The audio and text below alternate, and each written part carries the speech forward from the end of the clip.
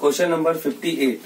बेटा question number 58 में बोला जा रहा है 4x plus 2y minus 3 equal to 0 and 6x plus 3y plus 4.5 equal to 0। ये रेखाओं का कैसा नेचर है, मतलब इनकी प्रकृति कैसी है, लंबवत है, समांतर है, संगामी है। तो देखो बेटा, जब कभी भी a1/a2 बराबर b1/b2 की कंडीशन होती है तो रेखाएं समांतर होती हैं, ठीक है। और जब कभी भी a1/a2 प्लस b1/b2 बराबर 0 होता है तो रेखाएं कैसी होती हैं, लंबवत होती हैं। तो यहाँ पर देखते हैं, ये a है और ये a1 है, ये a2 है, तो 4/6 बराबर 2/3। तो 2/3 बराबर 2/3, इसका मतलब है a1/a2 बराबर b1/b2। तो हम ये कह सकते हैं कि दोनों रेखाएं कैसी हैं, दोनों रेखाएं समांतर है। तो इसका नेचर कैसा होगा, समांतर।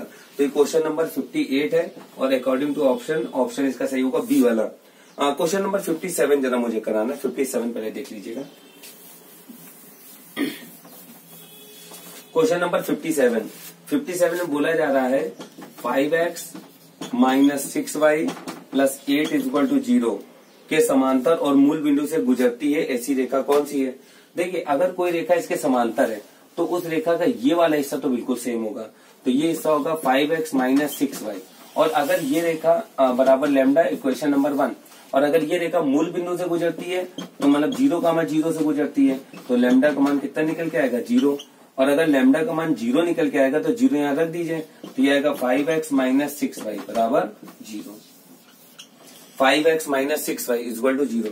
तो हमारा फाइनल आंसर होगा बेटा 5x minus 6y equal to 0। Clear. चलिए आगे बढ़ते हैं। अगला क्वेश्चन,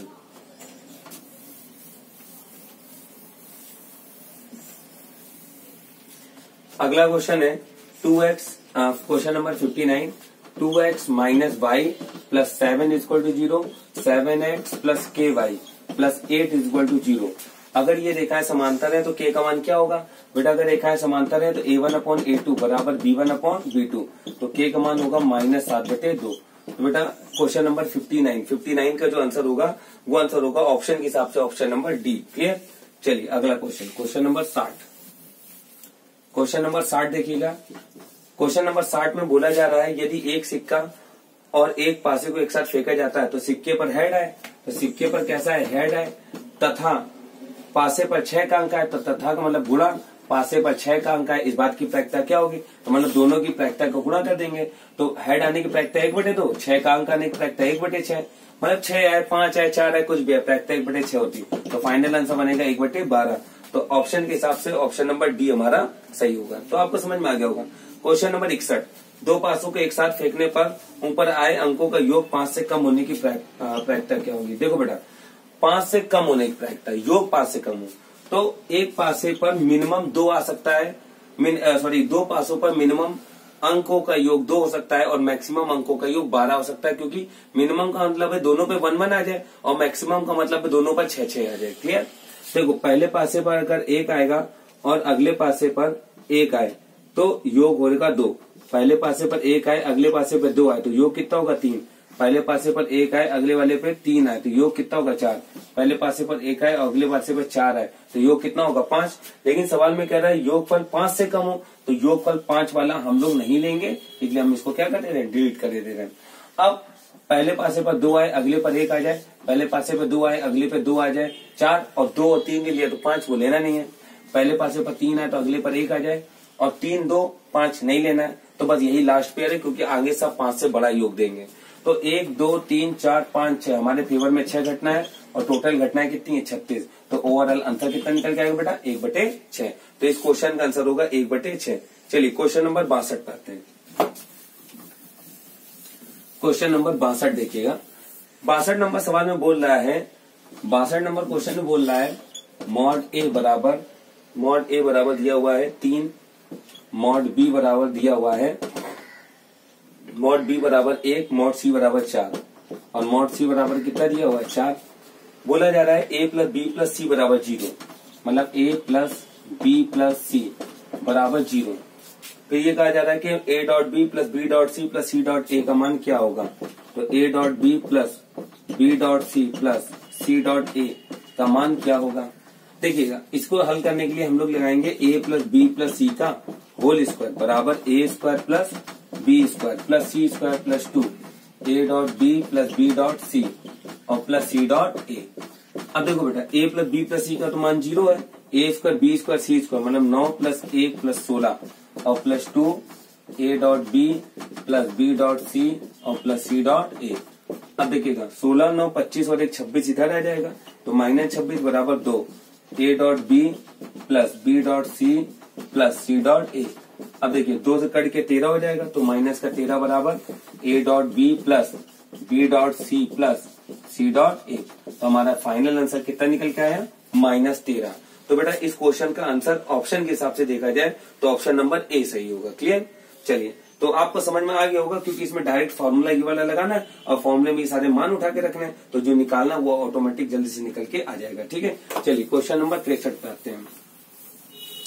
क्वेश्चन नंबर 63 पे देखिएगा। 63 नंबर क्वेश्चन में बोला जा रहा है ए बराबर 2i माइनस जे माइनस 3 के वेक्टर ए बराबर 2i माइनस का जे माइनस का 3 के, ठीक, और वेक्टर बी बराबर 4i प्लस 3j माइनस का के 4i प्लस 3j माइनस का के वेक्टर बी बराबर 4i माइनस 3j नहीं प्लस 3j और माइनस का के। ठीक, एक बार क्वेश्चन मिला लेते हैं। 2i माइनस जे माइनस 3 के 2i माइनस जे नहीं है माइनस 6j है। ठीक है, 2i माइनस 6j माइनस 3 के और अगला पॉइंट लिखा हुआ 4i प्लस 3j माइनस का के लंबवत इकाई सदिश क्या होगा। देखिए जब कभी भी दो वेक्टर के लंबवत इकाई सदिश निकालना हो तो वो एन कैप होता है और एन कैप बराबर होता है ए क्रॉस बी बटे mod of A cross B. Clear? तो पहले हम लोग निकालेंगे ए क्रॉस बी। देखिए थोड़ा सा इसमें कैलकुलेशन करना पड़ता है। आई जे के लिख लीजिए और 2 माइनस 6 माइनस 3 तो 2 माइनस 6 माइनस 3 4 3 माइनस 1 4 3 माइनस 1। ठीक, अब जब हम आई लेंगे तो ये कैंसिल आ जाएगा 6 माइनस माइनस प्लस का 3 का 9 माइनस जे लेंगे तो ये कैंसिल माइनस का 2 माइनस माइनस प्लस का 12 और प्लस का के लेंगे तो ये कैंसिल 3 दूनी 6 माइनस माइनस प्लस का 24। ठीक, अब चलिए देखिएगा क्या आ जाएगा 9 6 15 तो ए क्रॉस बी बराबर आ जाएगा 15i और 12 में से 2 घटाएंगे 10 तो आ जाएगा माइनस का 10j और ये आ जाएगा 24 6 30 के। क्लियर? अब देखो बेटा ए क्रॉस बी हमारे पास आ गया तो एन कैप बराबर होगा ए क्रॉस बी बटे mod of A cross B. तो ए क्रॉस बी का मतलब है 15i माइनस का 10j प्लस का 30 के। ठीक है, और बटे में इनका हम लोग ले लेंगे क्या मॉड। तो मॉड लेने का मतलब है 15 का स्क्वायर 225 ये आ जाएगा 100 और ये आ जाएगा 900। तो ये पूरा कैलकुलेशन निकल के आएगा एन कैप का 15i माइनस 10j प्लस का 30 के और बटे में अंडर रूट के अंदर 0 5 आ जाएगा 0 0 2 आ जाएगा 9 1 10 2 12 12 से 25 35 का अंडर रूट होता है। तो 35 का अंडर रूट होता है तो एन कैप बराबर 35 का अंडर रूट जब होता है तो हम इसकी जगह 35 लिख सकते हैं और 5 से नीचे काटेंगे तो 5 सत्ते 35 आएगा।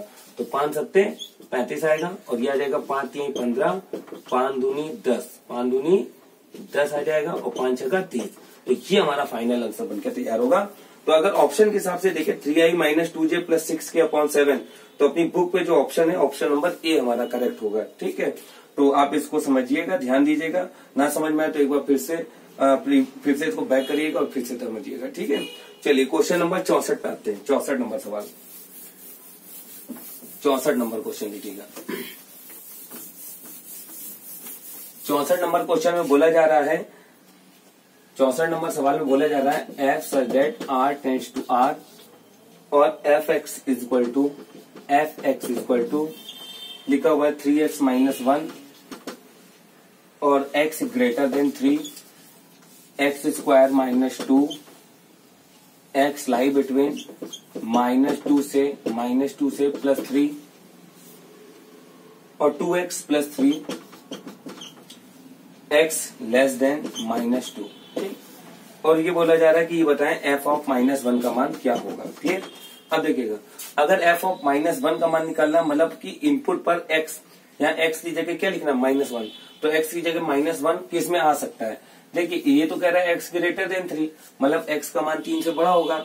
तो जब x का मान 3 से बड़ा होगा तो 3 से बड़ा मान क्या होता है 4 5 6 7 8 9 10 11 इसमें कहीं पर भी x का मान -1 मिलने को तैयार नहीं है। लेकिन अगर हम इसको देखें तो इस वाले में लिखा हुआ है -2 से +3 के बीच में, तो -2 -1 0 1 2 और ये 3, तो इसमें हमें -1 मिल रहा है, तो जो हमारा वैल्यू निकलेगा वो इस फंक्शन से निकलेगा, ठीक है। और ये करा -2 से छोटा, तो -2 से छोटे मान पे कभी भी -1 का मान आता नहीं है, ठीक है ना। तो हमारे लिए जो यूजफुल है वो है सेकंड वाला पार्ट, तो हम बोलेंगे कि f(x) = x² -2 और -1 यहाँ रख देंगे, तो f ऑफ -1 बराबर -1 का स्क्वायर ये और ये आ जाएगा -1, तो हमारा आंसर निकल के आएगा बेटा -1। तो हमारे ऑप्शन के हिसाब से ऑप्शन नंबर ए करेक्ट होगा, ठीक है। चलिए फिर आगे बढ़ते हैं, क्वेश्चन नंबर 65 पे आते हैं। 65 नंबर क्वेश्चन में बोला जा रहा है, 65 नंबर क्वेश्चन में बोला जा रहा है cos इनवर्स 1 - x² बटे 1 + x² बराबर y।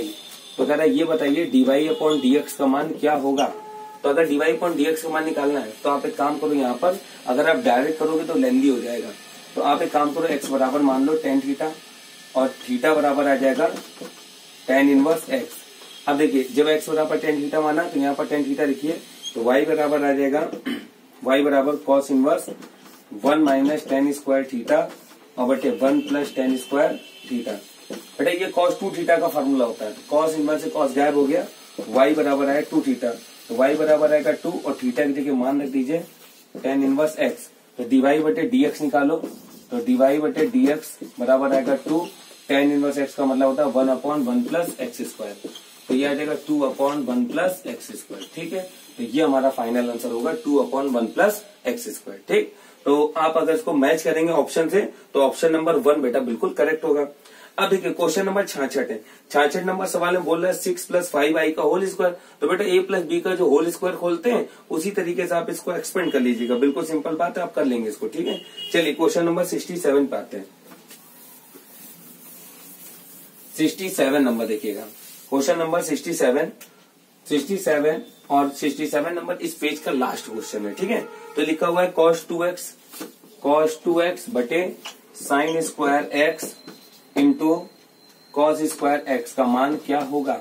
देखिए ये जो क्वेश्चन है, ये क्वेश्चन जितनी जल्दी ऑप्शन से लगा सकते हो उतनी जल्दी कैलकुलेशन से भी लगेगा, लेकिन ऑप्शन से आप ज्यादा जल्दी लगा सकते हैं। जैसे पहला ऑप्शन लिखा हुआ है cot² x minus cos² x, but यहाँ पर 2 लिखा हुआ है। सेकंड ऑप्शन है 2 cot² x, थर्ड ऑप्शन है cos² x minus sin² x और फोर्थ ऑप्शन है नो। क्लियर। अब देखिए अगर इस क्वेश्चन को देखिए हम लोग, तो इस क्वेश्चन का हम ऑप्शन नंबर ए लेते हैं। तो ए ऑप्शन को अगर लेंगे तो cot² x को लिख लीजिए cos² x बटे sin² x minus 2 cos² x। अब देखिए cos² x को कॉमन कर लीजिए तो आएगा 1 - 2 sin² x बटे में sin² x, एलसीएम ले लिया हमने यहाँ पर sin² x का, तो ये बनेगा cos² x 1 - 2 cos² x का मतलब है cos 2x और 1 - 2 sin² x का मतलब है cos 2x बटे sin² x। क्या ये वही सवाल है जो यहाँ लिखा है cos² cos 2x बटे sin², इसका मतलब है ऑप्शन नंबर 1 हमारा करेक्ट है। क्लियर। तो बेटा अगली वीडियो में हम अगला पेज डिस्कस करेंगे और अगले पेज में क्वेश्चन नंबर 68 से लेकर 89 तक का डिस्कशन होगा। ओके, थैंक यू बेटा।